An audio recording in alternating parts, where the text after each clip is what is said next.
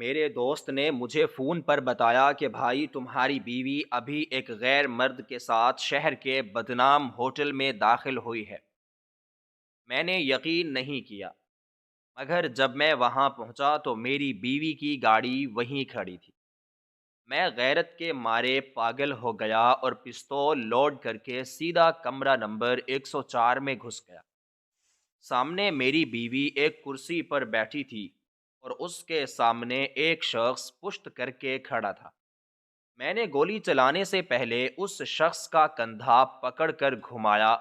اس کا چہرہ دیکھتے ہی پستول میرے ہاتھ سے گر گیا، کیونکہ میری زندگی ایک ایسے پرسکون سمندر کی طرح تھی جس کی لہریں ساحل سے ٹکرا کر ایک مدھر سنگیت پیدا کرتی ہیں، اور جس کے سینے میں صرف سکون اور محبت کے موتی بکھرے ہوتے ہیں۔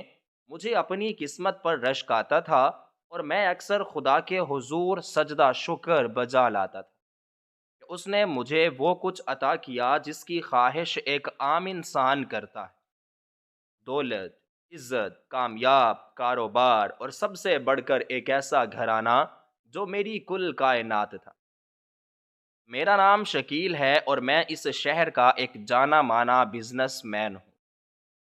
لوگ میری کامیابی کی مثالیں دیتے ہیں، مگر وہ نہیں جانتے کہ میری کامیابی کے پیچھے میرے گھر کا سکون ہے، اور اس سکون کی وجہ دو ہستیاں ہیں: ایک میرا چھوٹا بھائی اعجاز اور دوسری میری شریکہ حیات صبور۔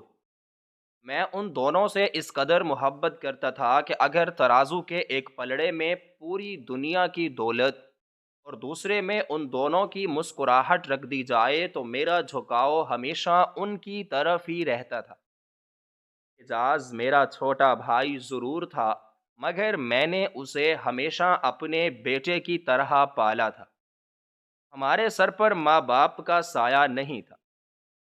میں نے ہی اسے انگلی پکڑ کر چلنا سکھایا تھا، اس کی ہر ضد پوری کی تھی، اور اسے زمانے کی ہر دھوپ سے بچا کر ایک تناور درخت کے سائے میں رکھا تھا۔ میرے لیے اعجاز صرف بھائی نہیں بلکہ میرا غرور تھا۔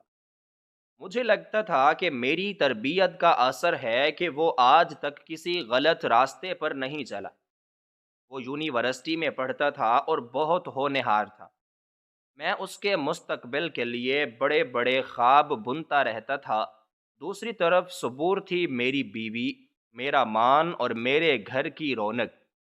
صبور سے میری شادی محبت کی نہیں تھی بلکہ ایک خاندانی فیصلہ تھا، مگر شادی کے بعد اس نے اپنی وفا، اپنی شرافت اور اپنی خدمت سے میرے دل میں ایسی جگہ بنا لی تھی کہ مجھے لگتا تھا کہ میں اس کے بغیر سانس بھی نہیں لے سکتا۔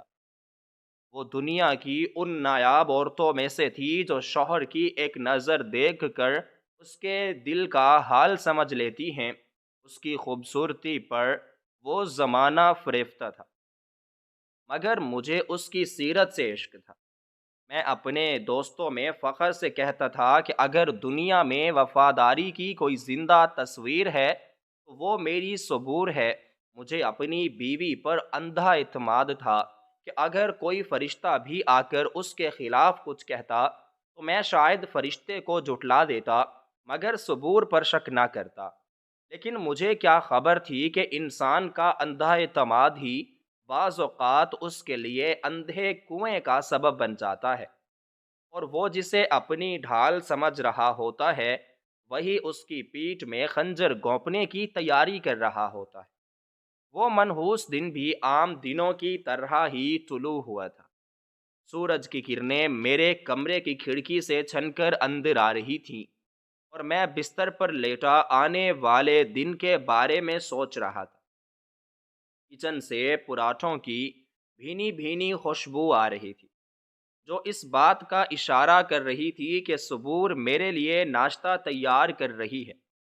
میں مسکراتے ہوئے اٹھا اور فریش ہو کر ناشتے کی میز پر پہنچا، جہاں میرا بھائی اعجاز پہلے سے موجود تھا، مگر آج اس کے چہرے پر وہ روایتی مسکراہٹ نہیں تھی۔ وہ کچھ پریشان اور سہما ہوا لگ رہا تھا۔ اس کے ماتھے پر پسینے کے ننھے قطرے تھے، حالانکہ کمرے کا موسم خوشگوار تھا میں نے کرسی کھینچ کر بیٹھتے ہوئے اخبار اٹھایا اور سرسری نظر ڈالتے ہوئے پوچھا کہ اعجاز میاں کیا بات ہے؟ آج کچھ چپ چپ ہو، طبیعت تو ٹھیک ہے نا تمہاری؟ اعجاز نے چونک کر میری طرف دیکھا اور جلدی سے اپنی گھبراہٹ چھپانے کی کوشش کرتے ہوئے بولا کہ جی بھائی جان، بس سر میں ہلکا سا درد ہے، شاید رات دیر تک پڑھتا رہا ہوں، اس لیے میں نے اخبار نیچے رکھا اور غور سے اس کے چہرے کو دیکھا۔ میرا دل ہول اٹھا کیونکہ وہ میرا بھائی تھا، میں اس کی رگ رگ سے واقف تھا۔ وہ جھوٹ بول رہا تھا، مگر میں نے سوچا شاید پڑھائی کا دباؤ ہوگا۔ میں نے شفقت سے کہا کہ اگر طبیعت ٹھیک نہیں ہے تو آج یونیورسٹی رہنے دو، گھر پر آرام کرو۔ میں نہیں چاہتا کہ میرا شیر بھائی بیمار ہو کر گھومتا پھرے۔ اسی دوران صبور چائے کی ٹرے لیے ہوئے وہاں آ گئی۔ اس نے پہلے رنگ کا سوٹ پہنا ہوا تھا جس میں وہ غضب کی حسین لگ رہی تھی۔ اس کے چہرے پر وہی معصومیت تھی جس کا میں دیوانہ تھا۔ اس نے مسکراتے ہوئے چائے کا کپ میرے سامنے رکھا اور بولی کہ شکیل صاحب آج ناشتہ جلدی کر لیں، آپ کو آفس کے لیے دیر ہو رہی ہے۔ میں نے اس کا ہاتھ تھام لیا اور پیار سے کہا کہ صبور بیگم، آفس تو روز جاتے ہیں، مگر آج موسم بہت اچھا ہے، میرا دل کر رہا ہے کہ آج شام ہم دونوں کہیں باہر ڈنر پر جائیں۔ بہت دن ہو گئے ہم نے ایک ساتھ وقت نہیں گزارا۔ میں نے دیکھا کہ میری اس بات پر صبور کے چہرے کا رنگ ہلکا سا فک ہوا۔ اس کی آنکھوں میں ایک سایہ سا لہرایا جسے میں اس وقت محبت کی شرم سمجھا، مگر وہ دراصل خوف کا سایہ تھا۔ اس نے نظریں چرا کر اعجاز کی طرف دیکھا اور پھر بولی کہ شکیل جی ضرور چلیں گے، مگر آج اعجاز کی طبیعت کچھ ناساز لگ رہی ہے۔ اگر ہم گھر پر ہی رہے اور میں آپ کی پسند کا کھانا بنا لوں تو کیسا رہے گا؟ مجھے تھوڑی حیرت ہوئی کیونکہ صبور کو تو باہر گھومنے کا بہت شوق تھا، مگر پھر میں نے سوچا یہ اس کی ممتا ہے، وہ اعجاز کو دیور نہیں بیٹا سمجھتی ہے، اس لیے اسے اکیلا نہیں چھوڑنا چاہتی۔ میری نظر میں صبور کا مقام اور بھی اونچا ہو گیا۔ میں نے مسکراتے ہوئے کہا کہ ٹھیک ہے میری جان، جیسے تمہاری مرضی، تم جو کہو گی وہی ہوگا۔ میں نے ناشتہ ختم کیا، اپنا کوٹ پہنا اور بریف کیس اٹھا کر خدا حافظ کہتے ہوئے گھر سے نکل گیا۔ میرے وہم و گمان میں بھی نہیں تھا کہ میں جس گھر کو جنت سمجھ کر چھوڑ کر جا رہا ہوں، میرے پیٹھ پیچھے وہی ایک ایسا ڈرامہ رچایا جائے گا جو میری زندگی کو جہنم بنا دے گا۔ میں اپنی بڑی گاڑی میں بیٹھ کر آفس کی طرف روانہ ہو گیا۔ میرے دماغ میں بزنس کی ڈیلز اور منافع کے منصوبے چل رہے تھے، مگر مجھے کیا معلوم تھا کہ میرے گھر کی چار دیواری کے اندر کیا کھچڑی پک رہی ہے۔ اصل کہانی تو میرے جانے کے بعد شروع ہوئی۔ جب اپنی گاڑی کا ہارن بجاتا ہوا گلی سے نکلا تو صبور نے دروازہ بند کیا اور مڑ کر اعجاز کی طرف دیکھا جو اب سر پکڑ کر صوفے پر بیٹھ چکا تھا۔ اس کی آنکھوں میں آنسو تھے۔ صبور اس کے قریب گئی، غصے اور فکر کے ملے جلے لہجے میں بولی کہ اعجاز یہ تم کیا کر رہے ہو؟ تم جانتے ہو تمہارے بھائی مجھ پر اور تم پر کتنا اعتبار کرتے ہیں۔ اگر انہیں ذرا سی بھی بھنک پڑ گئی کہ تم کس راستے پر چل رہے ہو تو وہ جیتے جی مر جائیں گے۔ وہ اصولوں کے پکے آدمی ہیں، وہ یہ برداشت نہیں کر سکیں گے کہ ان کا لاڈلا بھائی ایک ایسی لڑکی کے عشق میں گرفتار ہے جس کا تعلق اس شہر کے سب سے بدنام علاقے سے ہے۔ اعجاز جو اب تک خاموش تھا اچانک صبور کے پیروں میں گر گیا اور بچوں کی طرح بلک بلک کر رونے لگا۔ اس نے ہاتھ جوڑ کر کہا کہ بھائی خدا کے لیے مجھے مت روکیں، میں جانتا ہوں کہ بھائی جان ناراض ہوں گے، میں جانتا ہوں کہ دنیا والے تھو تھو کریں گے، مگر میرا یقین کریں شمع ویسی لڑکی نہیں ہے جیسی آپ سمجھ رہے ہیں۔ وہ طوائف ضرور ہے، مگر اس کا دل گناہوں سے پاک ہے۔ وہ اس دلدل سے نکلنا چاہتی ہے، اسے حالات نے مجبور کیا ہے۔ وہ ایک شریف گھرانے کی بیٹی تھی جسے اغوا کر کے وہاں بیچا گیا تھا۔ میں اس سے محبت کرتا ہوں بھابھی، اگر وہ مجھے نہ ملی تو میں خودکشی کر لوں گا۔ صبور کا دل پسیج گیا، وہ اعجاز کو روتے ہوئے نہیں دیکھ سکتی تھی۔ اس نے اسے ہمیشہ اپنی اولاد کی طرح چاہا تھا، مگر مسئلہ بہت سنگین تھا۔ ایک طرف شوہر کا اعتماد تھا جس کی وہ امین تھی، اور دوسری طرف ایک نوجوان کی زندگی اور موت کا سوال تھا۔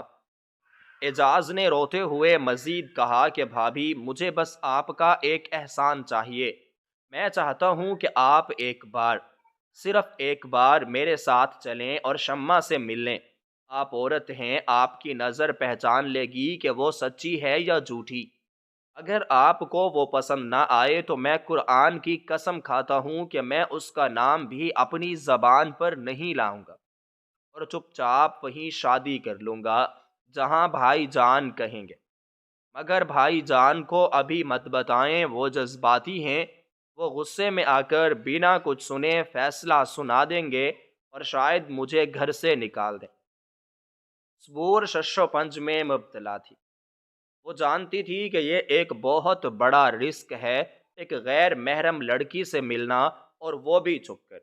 یہ اس کی تربیت کے خلاف تھا، مگر اعجاز کی حالت دیکھ کر اس کی ممتا اصولوں پر حاوی ہو گئی۔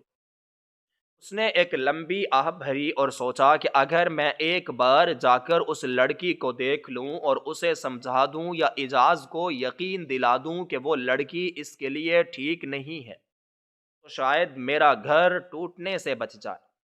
یہی سوچ کر اس نے اعجاز کے سر پر ہاتھ رکھا اور کہا کہ ٹھیک ہے اعجاز، میں تمہارے ساتھ چلوں گی، مگر میری ایک شرط ہے۔ یہ ملاقات آخری ہوگی اور ہم تمہارے بھائی کے آنے سے پہلے واپس آ جائیں گے۔ اگر کسی نے ہمیں دیکھ لیا تو میری عزت خاک میں مل جائے گی۔ اعجاز نے خوشی سے سر ہلایا اور جلدی سے اٹھ کھڑا ہوا۔ دوپہر کے 2 بج رہے تھے جب صبور نے سیاہ رنگ کا برقع پہنا اور اپنا چہرہ نقاب میں چھپا لیا۔ میں اپنی بڑی گاڑی آفس لے گیا تھا، مگر گھر میں میری دوسری چھوٹی گاڑی موجود تھی جسے کبھی کبھار سودا سلف لانے کے لیے استعمال کیا جاتا تھا۔ اعجاز نے ڈرائیونگ سیٹ سنبھالی اور صبور پچھلی سیٹ پر بیٹھ گئی۔ گاڑی گھر کے گیٹ سے نکلی اور شہر کی سڑکوں پر دوڑنے لگی۔ مجھے نہیں پتا کہ اس وقت صبور کے دل میں کیا چل رہا تھا۔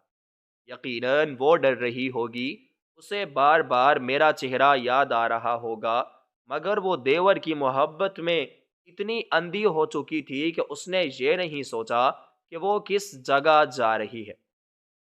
شہر کا وہ حصہ جہاں ہوٹل بلیو ڈائمنڈ واقع تھا، وہ کوئی شریفانہ علاقہ نہیں تھا۔ وہاں شریف لوگ تو دن کی روشنی میں بھی گزرنے سے کتراتے تھے۔ وہ جگہ اپنی بدنامی کی وجہ سے مشہور تھی۔ وہاں اکثر جوڑے چھپ کر ملنے آتے تھے یا پھر غیر قانونی دھندے ہوتے تھے۔ اعجاز نے گاڑی ہوٹل کی پارکنگ میں لگائی۔ اس کے ہاتھ کانپ رہے تھے کیونکہ وہ بھی جانتا تھا کہ وہ ایک خطرناک کھیل کھیل رہا ہے۔ اس نے پیچھے مڑ کر کہا کہ بھابھی، آپ فکر نہ کریں، میں آپ کے ساتھ ہوں، آپ بس اپنا چہرہ اچھی طرح چھپا کر رکھیں، ہم سیدھا کمرے میں جائیں گے، شمع وہاں ہمارا انتظار کر رہی ہے۔ صبور نے کانپتے ہوئے ہاتھوں سے اپنا نقاب درست کیا اور گاڑی سے اتری۔ اعجاز نے آگے بڑھ کر اس کے لیے راستہ بنایا۔ وہ ایک محافظ کی طرح نہیں بلکہ ایک سہارے کی طرح اس کے ساتھ چل رہا تھا۔ وہ دونوں تیزی سے ہوٹل کے مین گیٹ کی طرف بڑھے جہاں ایک مشکوک سا گارڈ کھڑا مسکرا رہا تھا۔ یہ وہ لمحہ تھا جب میری قسمت کا ستارہ گردش میں آیا اور میری بربادی کی بنیاد رکھی گئی۔ عین اسی وقت سڑک کی دوسری طرف سے ایک اور گاڑی گزر رہی تھی۔ یہ گاڑی میرے بچپن کے دوست اور بزنس پارٹنر عدیل کی تھی۔ عدیل میرا وہ دوست تھا جس پر میں آنکھیں بند کر کے بھروسہ کرتا تھا، مگر عدیل کا ایک مسئلہ تھا کہ وہ بہت شکی مزاج کا تھا اور جلد باز بھی تھا۔ وہ ہمیشہ مجھے کہتا تھا کہ شکیل، تم اپنی بیوی پر اتنا بھروسہ مت کیا کرو، عورت ذات کا کوئی اعتبار نہیں ہوتا، اور میں ہمیشہ ہنس کر اس کی بات ٹال دیتا تھا۔ مگر آج شاید قدرت عدیل کی بات سچ ثابت کرنے پر تلی ہوئی تھی۔ عدیل کی نظر اچانک ہوٹل کے گیٹ پر پڑی اور اس نے بریک لگائی، کیونکہ اسے وہ چھوٹی گاڑی جانی پہچانی لگی جو پارکنگ میں کھڑی تھی۔ اس نے بڑبڑاتے ہوئے سوچا کہ ارے، یہ تو شکیل کی گاڑی کا نمبر ہے، یہ یہاں کیا کر رہی ہے؟ شکیل تو آفس میں ہے۔ اس نے اپنی گاڑی سائڈ پر لگائی اور غور سے دیکھنے لگا۔ اس کی نظروں نے جو دیکھا وہ اس کے لیے کسی دھماکے سے کم نہیں تھا۔ اس نے دیکھا کہ ہوٹل کے گیٹ سے ایک نوجوان اور ایک برقع پوش خاتون اندر داخل ہو رہی ہے۔ اعجاز نے چونکہ سر پر کیپ پہن رکھی تھی اور اس کا رخ دوسری طرف تھا، اس لیے عدیل اسے پہچان نہ سکا۔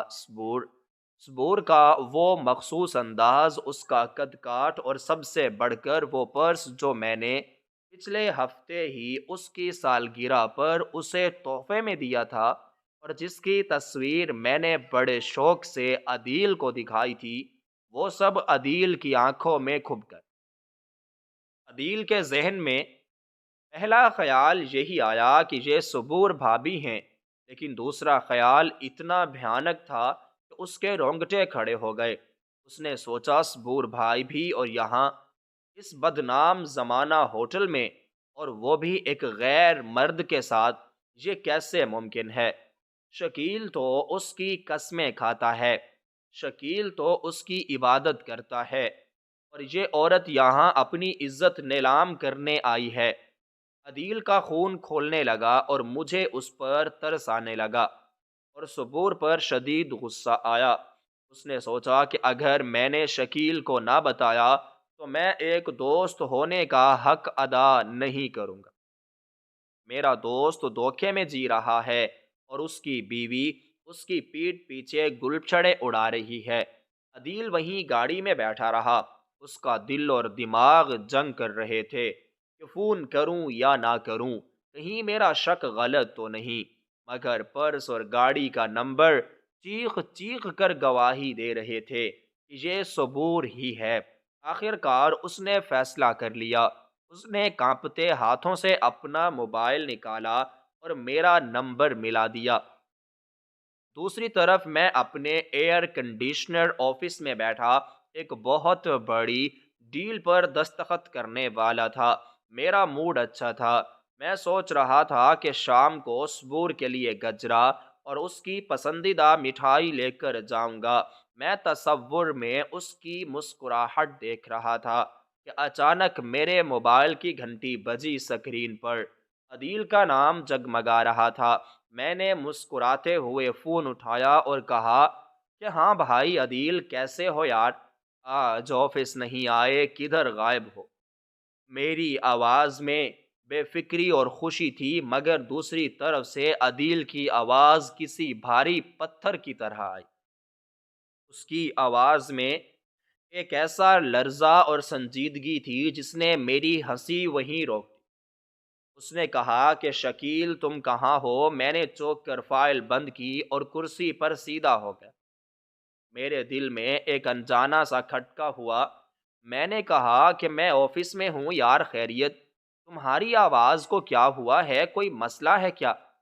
عدیل چند لمحے خاموش رہا، جیسے وہ الفاظ تول رہا ہو، جیسے اسے سمجھ نہ آ رہا ہو کہ وہ کیسے اپنے دوست کی دنیا اجاڑ دے، کیسے اسے بتائے کہ جس محبت پر وہ ناز کرتا ہے وہ بازار میں بک رہی ہے۔ آخر کار اس نے ایک لمبی آہ بھری اور کہا کہ شکیل، مجھے جو بات کرنی ہے وہ بہت مشکل ہے، شاید تم یقین نہ کرو، شاید تم مجھ پر غصہ کرو اور مجھے گالیاں دو، مگر میں تمہارا دوست ہوں۔ میں تمہیں اندھیرے میں نہیں رکھ سکتا، میں تمہیں برباد ہوتے نہیں دیکھ سکتا۔ میں نے گھبرا کر پوچھا کہ پہیلیاں مت بجھاؤ، عدیل صاف صاف بتاؤ کیا ہوا؟ گھر پر سب خیریت ہے نا؟ میری آواز بلند ہو گئی اور میرا دل زور زور سے دھڑکنے لگا۔ عدیل نے کہا کہ شکیل، میں اس وقت شہر کے بدنام زمانہ ہوٹل بلیو ڈائمنڈ کے باہر کھڑا ہوں۔ تم جانتے ہو یہ کیسی جگہ ہے؟ یہاں شریف لوگ تو کیا فرشتے بھی نہیں آتے۔ میں رکا اور سوچنے لگا کہ عدیل وہاں کیا کر رہا ہے، مگر اس کا اگلا جملہ مجھ پر بجلی بن کر گرا۔ اس نے کہا کہ میں نے ابھی تمہاری چھوٹی گاڑی یہاں پارکنگ ایریا میں دیکھی ہے، اور میں نے اس کا نمبر بھی کنفرم کیا ہے، اور شکیل، میں نے ابھی تمہاری بیوی صبور بھابھی کو ایک غیر مرد کے ساتھ اس ہوٹل کے اندر جاتے دیکھا ہے۔ یہ الفاظ میرے کانوں میں پگھلے ہوئے سیسے کی طرح اترے، اور میرے دماغ میں ایک زوردار دھماکہ ہوا جس نے میرے ہوش و حواس اڑا دیے۔ ایک لمحے کے لیے مجھے لگا کہ شاید میں کوئی برا خواب دیکھ رہا ہوں، یا شاید عدیل مجھ سے کوئی بھونڈا مذاق کر رہا ہے۔ میں نے ہانپتی آواز میں چیخ کر کہا کہ کیا بکواس کر رہے ہو تمہیں شرم نہیں آتی؟ میری بیوی کے بارے میں ایسی غلیظ باتیں کرتے ہوئے؟ صبور گھر پر ہے، وہ نیک عورت ہے، وہ تو گھر سے قدم بھی میری اجازت کے بغیر نہیں نکالتی۔ تمہاری آنکھوں کو دھوکا ہوا ہے۔ خبردار جو دوبارہ ایسی بات کی، میں فون رکھ رہا ہوں۔ میرا پورا جسم غصے سے کانپ رہا تھا، اور میری آنکھوں کے سامنے اندھیرا چھا رہا تھا۔ مگر عدیل کی آواز اب مزید سخت اور سنجیدہ ہو گئی۔ اس نے کہا کہ شکیل، میں جانتا تھا تم یہی کہو گے، تم محبت میں اندھے ہو چکے ہو، مگر میں پاگل نہیں ہوں۔ میں نے ان کا وہی کالا برقع دیکھا ہے، وہی پرس دیکھا ہے جو تم نے گفٹ کیا تھا، اور گاڑی کا نمبر بھی کنفرم کیا ہے۔ ALZ 404 یہی نمبر ہے نا تمہاری گاڑی کا؟ گاڑی کا نمبر سنتے ہی میرے ہاتھ سے موبائل پھسلتے پھسلتے بچا۔ ALZ 404، یہ واقعی میری چھوٹی گاڑی کا نمبر تھا۔ ایک لمحے میں میرا سارا یقین، میرا سارا مان، میری ساری محبت ریت کی دیوار کی طرح گر گئی۔ میرے دماغ میں شیطان نے وسوسوں کا جال بننا شروع کر دیا۔ مجھے صبح کا وہ منظر یاد آیا جب صبور نے اعجاز کی بیماری کا بہانہ بنا کر مجھے اکیلے بھیج دیا تھا۔ تو کیا یہ سب ایک منصوبہ تھا؟ کیا وہ بیماری کا بہانہ صرف مجھے گھر سے نکالنے کے لیے تھا؟ تو کیا یہ وجہ تھی کہ وہ آج کل مجھ سے کتراتی تھی؟ میرا خون کھولنے لگا۔ محبت کی جگہ نفرت اور انتقام کی آگ بھڑک اٹھی۔ مجھے اپنی مردانگی کی توہین محسوس ہوئی۔ مجھے لگا کہ پورے شہر میں میرا تماشا بن گیا ہے۔ میں نے عدیل کو فون پر کچھ نہیں کہا، بس فون کاٹا اور میز پر پڑی گاڑی کی چابیاں اٹھائیں۔ میرا چہرہ اب ایک انسان کا نہیں، بلکہ ایک زخمی شیر کا لگ رہا تھا جو اپنے شکار کو چیر پھاڑ کرنے کے لیے تیار ہو۔ میں نے دراز سے اپنا لائسنس یافتہ پستول نکالا، اس کی نالی چیک کی، اسے لوڈ کر کے اپنی کمر میں اڑسا۔ میرے ذہن میں صرف ایک ہی تصویر تھی، ہوٹل کا وہ منحوس کمرہ، میری بیوی اور ایک غیر مرد۔ میں نے سوچا کہ اگر یہ سچ ہوا صبور، تو آج تمہارا آخری دن ہوگا۔ میں تم دونوں کو زندہ نہیں چھوڑوں گا۔ میں نے اپنی غیرت کا سودا نہیں کیا۔ میں آندھی اور طوفان کی طرح آفس سے باہر نکلا۔ میرے ملازم مجھے حیرت سے دیکھ رہے تھے، مگر مجھے کسی کی پرواہ نہیں تھی۔ میں اپنی گاڑی پر بیٹھا اور ایکسیلیٹر پر پاؤں دبا دیا۔ گاڑی ہوا سے باتیں کرنے لگی، اور میرا رخ اسی بدنام ہوٹل کی طرف تھا جہاں میری زندگی کا سب سے بڑا امتحان میرا منتظر تھا۔ میں انتقام کی آگ میں جل رہا تھا، اور مجھے خبر نہیں تھی کہ میں حقیقت جاننے جا رہا ہوں یا اپنی تباہی کی طرف جا رہا ہوں۔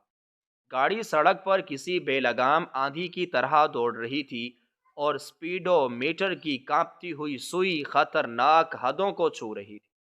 مگر میرے سینے کے اندر جو طوفان برپا تھا اس کے مقابلے میں گاڑی کی یہ رفتار کچھ بھی نہیں تھی۔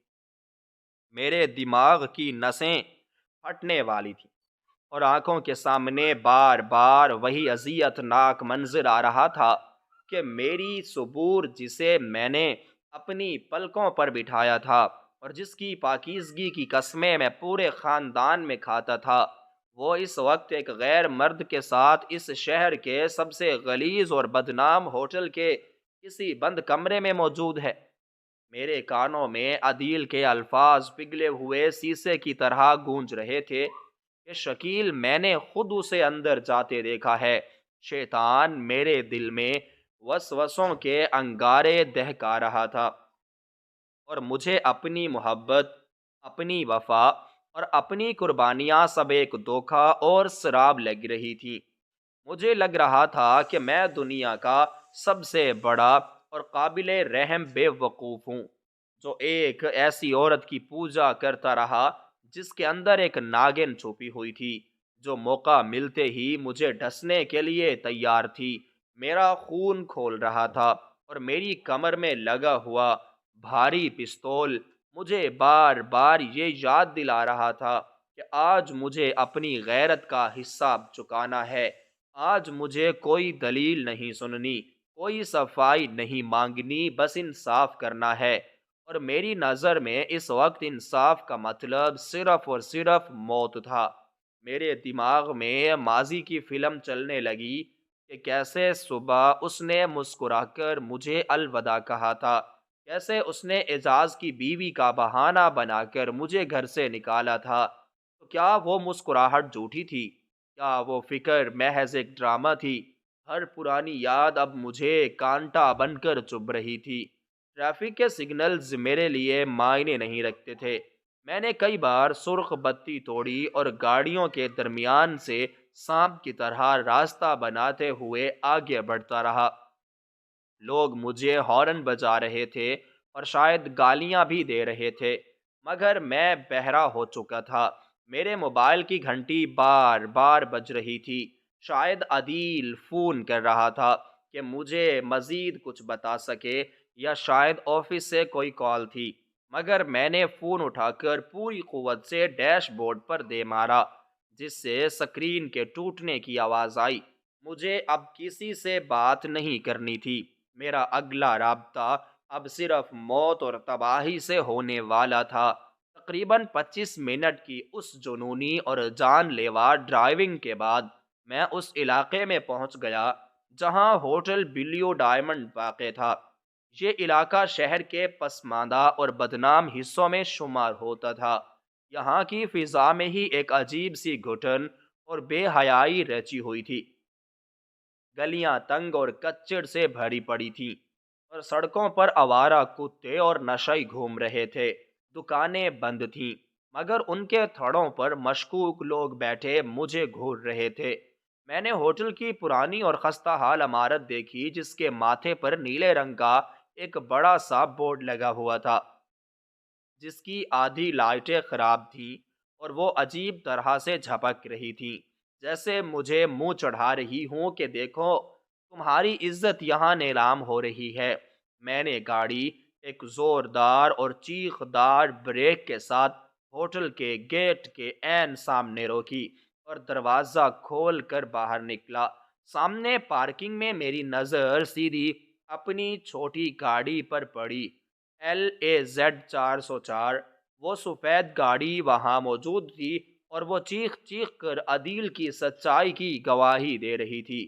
میں بھاگ کر گاڑی کے قریب گیا اور اس کے بونٹ پر ہاتھ رکھا۔ وہ ابھی تک گرم تھا، جس کا مطلب تھا کہ وہ لوگ کچھ دیر پہلے ہی یہاں پر پہنچے ہیں۔ اس گرم بونٹ کی تپش میرے دل تک پہنچ گئی اور میرے اندر رہی سہی امید کی آخری کرن بھی دم توڑ گئی۔ مجھے یقین ہو گیا کہ میری بربادی مکمل ہو چکی ہے اور میرا گھر راکھ کا ڈھیر بن چکا ہے۔ میں نے ایک نظر ہوٹل کے سیاہ شیشوں والے دروازے پر ڈالی اور پھر اپنی قمیض درست کرتے ہوئے اس بات کا یقین کیا کہ پستول نظر نہ آ رہا ہو۔ میں تیز اور بھاری قدموں سے ہوٹل کے اندر داخل ہوا، جیسے کوئی جلاد پھانسی گھاٹ کی طرف بڑھتا ہے۔ ہوٹل کا استقبالیہ ایک چھوٹا اور تاریک سا ہال تھا، جہاں سگریٹ کے دھوئیں اور سستی پرفیوم کی ملی جیلی بو پھیلی تھی، جو سانس لینا بھی دشوار کر رہی تھی۔ دیواروں پر واہیات تصاویر لگی تھیں، اور کاؤنٹر پر ایک موٹا سا آدمی بیٹھا تھا، جس کی آنکھیں نیند اور نشے سے بوجھل لگ رہی تھیں، اور اس کے منہ میں پان تھا۔ اس نے مجھے اندر آتے دیکھا تو چونک گیا، کیونکہ میرا مہنگا تھری پیس سوٹ اور میرا غضبناک حلیہ بتا رہا تھا کہ میں اس جگہ کا عام گاہک نہیں ہوں۔ میں سیدھا اس کے پاس گیا اور کاؤنٹر پر زور سے ہاتھ مارا، جس سے وہاں پر پڑا رجسٹر اچل کر نیچے جا گرا۔ وہ ہڑبڑا کر سیدھا ہو گیا، اور اس کے منہ سے پان کی پیک بہنے لگی۔ میں نے انتہائی سرد اور غضبناک لہجے میں اس کی آنکھوں میں آنکھیں ڈال کر پوچھا کہ ابھی کچھ دیر پہلے ایک برقع پوش عورت اور ایک مرد یہاں آئے ہیں، وہ کس کمرے میں ہیں؟ مجھے سچ بتاؤ، ورنہ میں یہ پورا ہوٹل آگ لگا دوں گا۔ ریسیپشنسٹ نے پہلے تو ٹال مٹول کرنے کی کوشش کی، اور مکارانہ مسکراہٹ کے ساتھ کہا کہ صاحب جی، یہاں تو ہزاروں سینکڑوں روزانہ جوڑے آتے ہیں، مجھے کیا پتا آپ کس کی بات کر رہے ہیں، اور ویسے بھی ہم اپنے معزز گاہکوں کی پرائیویسی کا بہت خیال رکھتے ہیں، ہم کسی کے بارے میں معلومات نہیں دیتے، آپ باہر جائیں۔ اس کی یہ بات میرے جلتے ہوئے بدن پر تیل چھڑکنے کے مترادف تھی۔ میں اس وقت بحث یا قانون کی پاسداری کے موڈ میں نہیں تھا۔ میں نے اپنی جیب سے 5,000 کے 2 کڑک نوٹ نکالے اور اس کے منہ پر مارے، اور ساتھ ہی اپنی جیکٹ تھوڑی سی ہٹا کر اسے اپنے چمکتے ہوئے پستول کی جھلک دکھائی، اور دانت پیستے ہوئے دھیمی مگر خطرناک آواز میں کہا کہ اگر اپنی زندگی پیاری ہے اور اپنے بچوں کا منہ دوبارہ دیکھنا چاہتے ہو تو یہ بکواس بند کرو اور کمرہ نمبر بتاؤ، ورنہ اگلی گولی سیدھی تمہارے بھیجے میں ہوگی۔ اور میں گنتی بھول چکا ہوں۔ وہ شخص پستول اور میری آنکھوں میں موت کا سایہ دیکھ کر بھیگی بلی بن گیا۔ اس کا سارا نشہ ہرن ہو گیا، اس کے ہاتھ کانپنے لگے۔ اس نے جلدی سے جھک کر اپنا رجسٹر چیک کیا اور ہکلاتے ہوئے بولا کہ سر وہ کمرہ نمبر 102 میں ہیں، گراؤنڈ فلور پر ہی سیدھے ہاتھ کی طرف آخری کمرہ ہے۔ پلیز یہاں گولی مت چلانا، پولیس آ جائے گی۔ میں نے اس کی بات سنی انسنی کر دی، اور اسے زور سے دھکا دیا اور کوریڈور کی طرف بھاگا۔ یہ کوریڈور تنگ، لمبا اور تاریک تھا۔ دیواروں کا پینٹ جگہ جگہ سے اکھڑا ہوا تھا، اور چھت سے پانی ٹپک رہا تھا۔ زمین پر بچھا ہوا میلا قالین اور بدبودار تھا۔ ہر قدم کے ساتھ میرے دل کی دھڑکن تیز ہوتی جا رہی تھی، اور میرے بھاری جوتوں کی آواز موت کی دستک کی طرح گونج رہی تھی۔ مجھے ایسا لگ رہا تھا جیسے میں کسی ڈراؤنی فلم کا حصہ ہوں، مگر افسوس کہ یہ حقیقت تھی، اور اس حقیقت کا کلائمیکس بہت بھیانک ہونے والا تھا۔ میرے دماغ میں بار بار صبور کا چہرہ آ رہا تھا، اور پھر وہ خیال کہ وہ کسی اور کے ساتھ ہے، مجھے پاگل کر رہا تھا۔ میں کمرہ نمبر 102 میں بوسیدہ دروازے پر پہنچ گیا۔ دروازہ بند تھا اور اندر سے کوئی آواز نہیں آ رہی تھی۔ ایک لمحے کے لیے سناٹا چھا گیا۔ میرے ہاتھ کانپ رہے تھے، مگر خوف سے نہیں بلکہ انتقام کے جذبے سے۔ میں نے پستول ہاتھ میں نکالی، اس کا ٹھنڈا لمس محسوس کیا، اور سیفٹی لاک ہٹایا، جس کی کلک کی آواز اس خاموشی میں کسی دھماکے کی طرح سنائی دی۔ میں نے ایک لمبی سانس لی اور اپنی پوری جسمانی طاقت جمع کر کے اپنی دائیں ٹانگ کا ایک زوردار وار دروازے کے لاک پر کیا۔ دروازہ بہت پرانا تھا، اور میری نفرت کی ٹکر کی تاب نہ لا سکا۔ لکڑی چٹکنے کی آواز آئی، کنڈی ٹوٹ گئی اور دروازہ دھڑام سے کھل کر دیوار سے جا ٹکرایا۔ میں پستول تانے کسی زخمی شیر کی طرح اندر داخل ہوا اور دور جا گرا۔ کوئی اپنی جگہ سے نہ ہلے، ورنہ میں سب کو بھون کر رکھ دوں گا۔ کمرے کا منظر دیکھ کر میرے پاؤں زمین میں گڑ گئے۔ کمرہ چھوٹا اور گھٹن زدہ تھا، جس میں ایک پرانا ڈبل بیڈ اور دو پلاسٹک کی کرسیاں پڑی تھیں۔ کھڑکی پر میلا پردہ لٹک رہا تھا۔ سامنے ایک کرسی پر صبور بیٹھی تھی۔ اس نے اپنا نقاب الٹا کیا ہوا تھا۔ اس کا چہرہ خوف سے سفید پڑ چکا تھا، جیسے اس نے کوئی بھوت دیکھ لیا ہو۔ اس کی آنکھوں میں آنسو تھے اور وہ مجھے پستول کے ساتھ دیکھ کر چیخ مار کر کھڑی ہو گئی۔ شکیل اس کے منہ سے نکلا اور وہ کانپنے لگی، مگر میری نظریں اس پر نہیں تھیں، بلکہ اس شخص پر تھیں جو صبور کے سامنے کھڑا تھا۔ اس شخص کی پیٹھ میری طرف تھی۔ اس نے نیلے رنگ کی جینز اور گرے رنگ کی ٹی شرٹ پہن رکھی تھی اور سر پر ایک پی کیپ تھی، جو شاید صبور سے کچھ کہہ رہا تھا، مگر میرا دروازہ توڑنے پر وہ اپنی جگہ ساکت ہو گیا تھا۔ میرا خون کھولنے لگا۔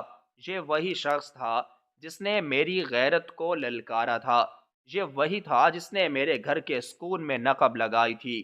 میں نے پستول کا رخ اس کے سر کی طرف کیا اور چیخا کہ کمینے، تیری ہمت کیسے ہوئی میری بیوی کے ساتھ یہاں آنے کی؟ تو میں نے سمجھا تھا کہ شکیل مر گیا ہے۔ آج میں تجھے زندہ نہیں چھوڑوں گا۔ تیری لاش بھی تیرے گھر والے نہیں پہچان پائیں گے۔ صبور یہ دیکھ کر دیوانہ وار میرے اور اس شخص کے درمیان آ گئی۔ اس نے ہاتھ جوڑ دیے اور روتے ہوئے چلائی کہ نہیں شکیل، خدا کے لیے رک جائیں، گولی مت چلائیں۔ آپ بہت بڑی غلطی کر رہے ہیں۔ آپ غلط سمجھ رہے ہیں۔ یہ وہ نہیں ہے جو آپ سوچ رہے ہیں۔ یہ کوئی غیر نہیں ہے۔ مگر میں غصے میں اندھا ہو چکا تھا۔ مجھے اس کی آواز کوئی صفائی نہیں، بلکہ مجرم کی فریاد لگ رہی تھی۔ میں نے صبور کو بازو سے پکڑ کر زور سے دھکا دیا۔ ہٹ جاؤ سامنے سے، آج میں اس کا فیصلہ کر کے رہوں گا۔ صبور لڑکھڑا کر بیڈ پر جا گری اور روتے ہوئے اپنا چہرہ چھپا لیا۔ میں نے ایک قدم آگے بڑھایا اور اس شخص کا بایاں کندھا اپنے مضبوط ہاتھ سے آہنی گرفت میں لے لیا۔ مجھے اس وقت کچھ سنائی نہیں دے رہا تھا سوائے اپنے انتقام کے۔ میں چاہتا تھا کہ میں اس کی آنکھوں میں آنکھیں ڈال کر اسے ماروں۔ میں چاہتا تھا کہ مرنے سے پہلے وہ شکیل کا قہر دیکھے۔ میں نے پوری قوت سے اسے اپنی طرف گھمایا۔ جیسے ہی وہ شخص مڑا اور اس کا چہرہ میرے سامنے آیا، میرا ہاتھ فضا میں ہی جم گیا۔ میری انگلی ٹریگر پر پتھر کی طرح سخت ہو گئی اور میری سانسیں میرے گلے میں اٹک گئیں۔ وقت تھم گیا، کائنات رک گئی۔ وہ چہرہ کسی اجنبی کا نہیں تھا، وہ چہرہ کسی دشمن کا نہیں تھا، وہ چہرہ تو میرے اپنے خون کا تھا، میرے اپنے جگر کے ٹکڑے کا تھا۔ وہ اعجاز تھا، میرا چھوٹا بھائی، جس کی انگلی پکڑ کر میں نے اسے چلنا سکھایا تھا، جسے میں نے بیٹے کی طرح پالا تھا۔ میرے ہاتھ سے پستول چھوٹ کر قالین پر گرا اور ایک بھاری اور بوجھل آواز پیدا ہوئی جو میرے دل پر ہتھوڑے کی طرح لگی۔ میں سکتے کے عالم میں اسے دیکھ رہا تھا۔ میرا دماغ معاف ہو چکا تھا۔ اعجاز کی آنکھوں میں آنسو تیر رہے تھے اور وہ خوف سے کانپ رہا تھا۔ اس کا رنگ زرد تھا۔ اس نے اپنے لرزتے ہوئے ہونٹوں سے بامشکل کہا، بھائی جان۔ یہ آواز سن کر مجھے لگا جیسے میں کسی گہری کھائی میں گر گیا ہوں۔ میرے گھٹنوں میں جان نہیں رہی اور میں لڑکھڑا کر 2 قدم پیچھے ہٹا۔ اعجاز، تم؟ میرے خشک حلق سے صرف یہی 2 الفاظ نکل سکے۔ میرا دماغ یہ منظر قبول کرنے سے انکاری تھا۔ میرا بھائی اور میری بیوی ایک ساتھ اس بدنام ہوٹل میں، کیا میرا بھائی بھی میرے ساتھ غداری کر رہا تھا؟ کیا یہ دونوں ملے ہوئے تھے؟ شک کا ایک اور زہریلا ناگ میرے دماغ میں پھنکارا، مگر اس سے پہلے کہ میں کچھ بولتا یا کوئی نیا الزام لگاتا، کمرے کے کونے میں موجود چھوٹے سے باتھ روم کا دروازہ کھلا اور وہاں سے ایک لڑکی باہر نکلی۔ یہ لڑکی شمع تھی۔ وہ بلا کی خوبصورت تھی، مگر اس کے چہرے پر ہوائیاں اڑی ہوئی تھیں اور آنکھیں رونے سے سوجی ہوئی تھیں۔ اس نے بہت سادہ سے کپڑے پہنے ہوئے تھے اور سر پر اپنے دوپٹہ اوڑھ رکھا تھا۔ وہ ڈرتے ڈرتے باہر آئی اور اعجاز کے ساتھ کھڑی ہو گئی اور ہاتھ جوڑ کر بولی، بھائی صاحب، خدا کے لیے انہیں کچھ مت کہیں، سارا قصور میرا ہے، یہ تو بس میری مدد کرنے آئے تھے، یہ تو فرشتے ہیں۔ میں حیرت کے سمندر میں غوطے کھا رہا تھا۔ میں نے سبور کی طرف دیکھا جو اب اٹھ کر کھڑی ہو چکی تھی اور ہچکیوں کے ساتھ روئے جا رہی تھی۔ میں نے اعجاز کی طرف دیکھا اور پھر اس اجنبی لڑکی کی طرف۔ یہ سب کیا ہو رہا ہے؟ میں نے دھاڑ کر پوچھا۔ میری آواز اب بھی غصے سے بھری تھی، مگر اس میں تھر تھراہٹ تھی۔ مجھے ابھی اور اسی وقت پورا سچ بتاؤ، ورنہ میں آج سب کو ختم کر دوں گا۔ مجھے کوئی جھوٹی کہانی نہیں سننی۔ اعجاز آگے بڑھا اور میرے قدموں میں گر گیا۔ اس نے میرے پیر پکڑ لیے اور بچوں کی طرح روتے ہوئے بولا، بھائی جان، مجھے معاف کر دیں، میں نے آپ سے جھوٹ بولا، میں نے آپ کا اعتماد ٹھیس پہنچایا، مگر میرا یقین کریں، میرا اور بھابھی کا دامن صاف ہے۔ ہم یہاں کسی غلط مقصد کے لیے نہیں آئے تھے اور نہ ہی ہماری نیت میں کوئی کھوٹ ہے، بلکہ یہ لڑکی، یہ شمع، میں اس سے محبت کرتا ہوں۔ محبت کا لفظ سن کر میں حیران رہ گیا۔ اعجاز نے اپنی بات جاری رکھی، بھائی جان، شمع ایک شریف اور غریب گھرانے کی بیٹی ہے جسے کچھ ظالم لوگوں نے اغوا کر کے اس گندگی کے ڈھیر پر لا پھینکا تھا۔ وہ یہاں مجبوری میں قید تھی۔ میں اس سوشل ورک کے سلسلے میں یہاں آیا تھا اور میری ملاقات اس سے ہوئی۔ میں اسے بچانا چاہتا تھا، میں اس سے نکاح کر کے اسے عزت دینا چاہتا تھا، مگر میں ڈرتا تھا کہ آپ کبھی ایک طوائف یا بدنام محلے کی لڑکی کو اپنی بہو تسلیم نہیں کریں گے۔ آپ ناراض ہوں گے اور مجھے گھر سے نکال دیں گے، کیونکہ آپ خاندانی عزت پر سمجھوتا نہیں کرتے۔ اعجاز نے سسکتے ہوئے مزید کہا، اس لیے بھابھی نے منت کی تھی کہ وہ ایک بار آ کر شمع سے مل لیں۔ بھابھی تیار نہیں تھی، مگر میں نے انہیں واسطہ دیا کہ اگر انہوں نے میری مدد نہ کی تو میں خودکشی کر لوں گا۔ بھابھی میری جان بچانے کے لیے یہاں آئیں تاکہ وہ شمع کو دیکھ سکیں اور پرکھ سکیں کہ وہ کیسی لڑکی ہے۔ ہمارا مقصد صرف ملنا تھا اور چلے جانا تھا۔ ہم آپ کی عزت اچھالنے نہیں آئے تھے، بلکہ ایک زندگی بچانے آئے تھے۔ سبور بھی روتے ہوئے میرے قریب آئی اور بولی، شکیل، اعجاز سچ کہہ رہا ہے۔ میں نے اسے بہت سمجھایا تھا کہ یہ راستہ غلط ہے اور ہمیں شکیل سے بات کرنی چاہیے، مگر یہ بہت زیادہ ڈرا ہوا تھا۔ میں اسے اپنے بیٹے کی طرح سمجھتی ہوں، میں اس کی لاش کیسے دیکھ سکتی تھی؟ اس لیے میں نے سوچا کہ میں خود جا کر اس لڑکی سے ملوں گی، اور اگر وہ مجھے ٹھیک نہ لگی تو میں اعجاز کو سختی سے منع کر دوں گی۔ مگر یہاں آ کر اور اس بچی کی داستان سن کر پتہ چلا کہ یہ لڑکی واقعی مظلوم ہے۔ ہم تو بس نکلنے ہی والے تھے کہ آپ آ گئے اور یہ سب ہو گیا۔ سبور اور اعجاز کی باتیں سن کر اور شمع کی معصومیت دیکھ کر میرے اوپر جیسے ٹھنڈا پانی گر گیا ہو۔ میرا غصہ جھاگ کی طرح بیٹھ گیا اور اس کی جگہ شدید ندامت، پچھتاوے اور شرمندگی نے لے لی۔ میں اپنی ہی نظروں میں گر گیا۔ میں نے کیا سوچا تھا اور حقیقت کیا نکلی؟ میں نے اپنی پاک دامن بیوی کو بدچلن سمجھا، جس نے میری خاطر ایک اتنا بڑا رسک لیا تھا۔ میں نے اپنے بھائی کو جو مجھے باپ کا درجہ دیتا تھا غدار سمجھا، اور میں اپنے ہی ہاتھوں اپنی دنیا اجاڑنے والا تھا۔ اگر میں غصے میں آ کر گولی چلا دیتا تو کیا ہوتا؟ میں نے لرزتے ہوئے ہاتھوں سے اپنا چہرہ چھپا لیا اور وہیں زمین پر بیٹھ گیا۔ میری آنکھوں سے آنسو جاری و ساری ہو گئے۔ یہ آنسو خوشی کے بھی تھے اور پچھتاوے کے بھی کہ میرا گھر بچ گیا۔ میں نے صبور کا دامن پکڑ لیا اور روتے ہوئے کہا، صبور مجھے معاف کر دو، میں اندھا ہو گیا تھا، میں نے تم پر شک کیا، میں کتنا گھٹیا انسان ہوں، میں تمہارے لائق نہیں ہوں۔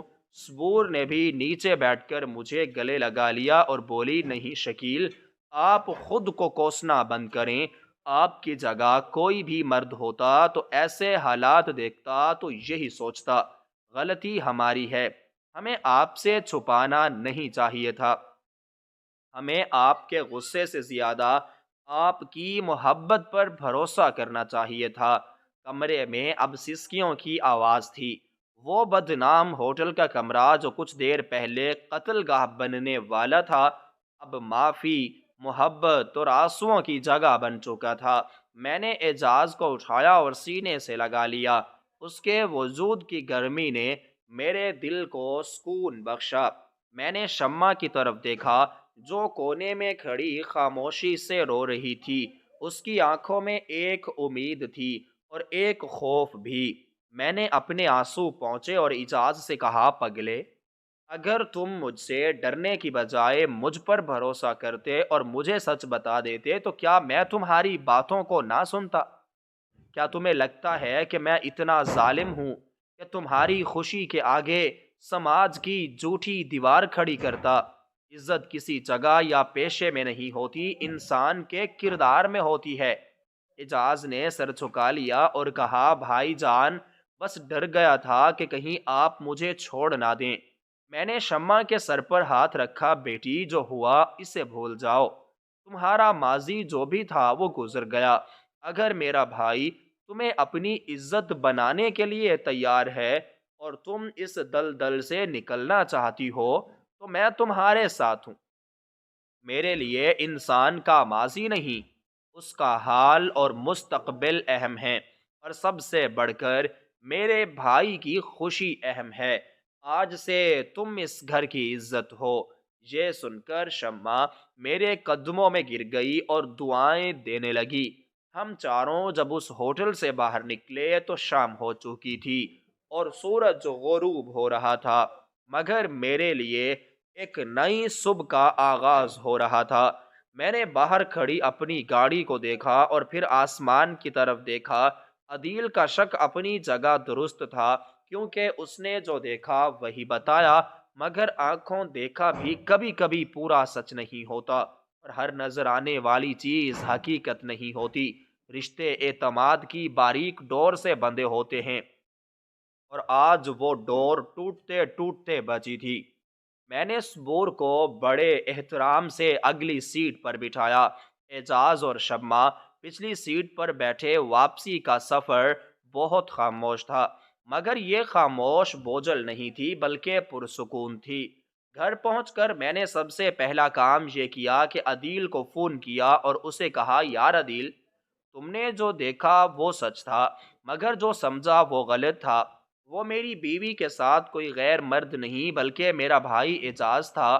وہ کسی غلط کام کے لیے نہیں بلکہ ایک نیک کام کے لیے گئے تھے۔ میں نے عدیل کو پوری تفصیل نہیں بتائی کیونکہ یہ میرے گھر کا راز تھا، مگر اس کا منہ بند کرنا ضروری تھا۔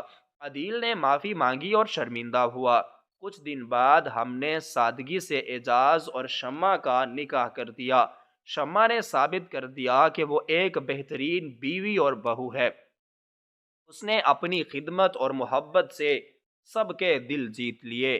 صبور نے اپنی بات نبھائی اور اس کا راز ہمیشہ راز رکھا، مگر اس دن کے بعد سے میں نے زندگی کا سب سے بڑا سبق سیکھ لیا کہ کبھی بھی غصے اور شک میں فوری فیصلہ نہیں کرنا چاہیے، کیونکہ شک وہ دیمک ہے جو مضبوط سے مضبوط رشتے کو بھی کھوکھلا کر دیتی ہے۔ اور اگر اس دن میں صبر سے کام نہ لیتا اور اس شخص کو گھما کر نہ دیکھتا تو شاید آج میں جیل کی سلاخوں کے پیچھے ہوتا اور میرا ہنستا بستا گھر قبرستان بن چکا ہوتا۔ اللہ کا شکر ہے کہ اس نے مجھے اتنی بڑی آزمائش سے نکال لیا اور مجھے میری جنت واپس لوٹا دی۔ سچ کہتے ہیں کہ کبھی کبھی انسان جسے اپنی بربادی سمجھ رہا ہوتا ہے وہی اس کی زندگی کا نیا موڑ ثابت ہوتا ہے۔ اور وہ راز جو ہوٹل کے کمرہ نمبر 102 میں کھلا، اس نے ہمیں بکھیرنے کی بجائے پہلے سے زیادہ مضبوطی سے جوڑ دیا اور محبت کی بنیاد کو شک کی آندھی سے ہمیشہ کے لیے محفوظ کر دیا۔